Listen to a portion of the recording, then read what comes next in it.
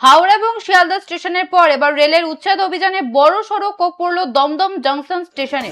শনিবার গভীর রাতে দমদম স্টেশন চত্বরে বেআইনি দখলমুক্ত করতে এক বিশাল অভিযান চালালো রেল কর্তৃপক্ষ। স্টেশনের ভেতরের প্ল্যাটফর্ম থেকে শুরু করে বাইরের রাস্তা সমস্ত অংশ জুড়ে থাকা অবৈধ স্থায়ী ও অস্থায়ী দোকানগুলি বুলডোজার দিয়ে গুড়িয়ে পরিষ্কার করে দেওয়া হয়। রেলের এই মেগা অভিযানে প্রায় 500রও বেশি দোকান ভাঙা পড়েছে বলেই জানা যায়। বিপুল সংখ্যক কেন্দ্রীয় বাহিনী এবং পুলিশের উপস্থিতিতে এই উচ্ছেদকে কেন্দ্র করে মধ্যরাতে তীব্র উত্তেজনা ছড়ায় দমদম স্টেশন চত্বরে। রেল সূত্রে খবর, দমদম স্টেশন ও তার সংলগ্ন এলাকায় দীর্ঘদিন ধরেই বেআইনি দখলদারির অভিযোগ ছিল। প্ল্যাটফর্মের পাশাপাশি স্টেশনের বাইরের রাস্তার বড় অংশ হকারদের দখলে চলে যাওয়ায় নিত্যযাত্রীদের চলাচলে মারাত্মক সমস্যা তৈরি হয়েছিল। এর আগেই রেলের তরফে হকারদের উচ্ছেদের নোটিশ দেওয়া হয়েছিল, কিন্তু নির্ধারিত সময় পেরিয়ে যাওয়ার পরও জায়গা খালি না হওয়ায় শেষ পর্যন্ত বল প্রয়োগের সিদ্ধান্ত নেয় রেল। শনিবার রাতে স্টেশনের ভিড় পাতলা হতেই সেখানে পৌঁছায় আরপিএফ, জিআরপি এবং রাজ্য পুলিশের এক বিশাল যৌথ বাহিনী।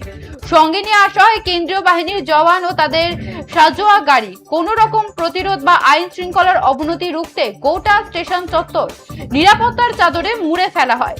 এর ফলে একাধিক বুলডোজার নামিয়ে একের পর এক দোকান ভাঙার কাজ শুরু হয়। রেলের এই আকস্মিক বুলডোজার অভিযানের খবর পেয়েই মাঝরাতে ছুটে আসেন স্থানীয় হকার ও ব্যবসায়ীদের একাংশ। নিজেদের রুজি রুটি বাঁচাতে তারা ভাঙন রুখতে মরিয়া চেষ্টা চালান এবং ক্ষোভে ফেটে পড়ে। বলেছেন যে একটু সময় দিন, আমি রেলমন্ত্রীর সঙ্গেও কথা বলবো।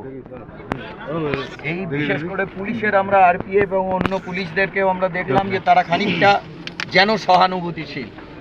বললো ঠিক আছে, একদিনে তো হবে না, আমরা প্রথম দিন যেগুলো বন্ধ টন্ধ আছে, মানে দোকান খোলে না, সেইগুলো আমরা করব। আমরা বললাম আমরা বেছে দিচ্ছি। বললো আমাদের বাছা আছে, আমাদের ওপর একটুকু ভরসা করুন। কিন্তু যখন ওইখানে আক্রমণ হলো, এখান থেকে আমরা খবর পেয়ে সবাই গেলাম, গিয়ে দেখছি এক ভদ্রলোক হেলমেট পরে তিনি ইনস্ট্রাকশন দিচ্ছেন এবং আমাদের সরে যাওয়ার কথা মাইকে বলছেন।